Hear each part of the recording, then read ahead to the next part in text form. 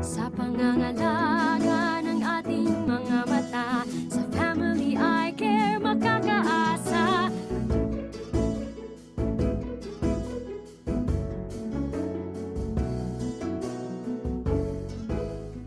Hello mga ka-family! Kamusta kayo dyan? Nandito na naman ako para sa isang bagong edisyon ng Buksan ang inyong mga mata, bayan.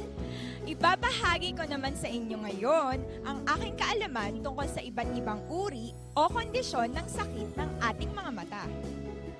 Para sa araw na ito, ang ating pag-uusapan ay ang floaters. May mga pagkakataon na may nakikita kayong mga hugis, sapot o cobwebs o minsan mga anyo na parang lamok pero pumikit kayo sandali tapos tumingin kayo wala naman pala. Nangyari na ba yun sa inyo?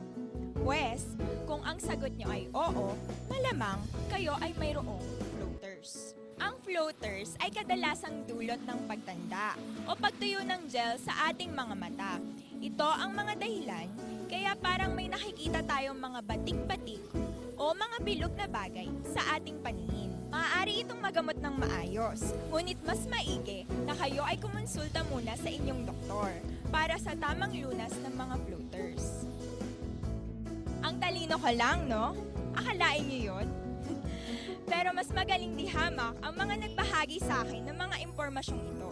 Yan ay walang iba, ang aking mga ka-family na taga-Family Eye Care, kung saan maliwanag, abot kaya at masaya.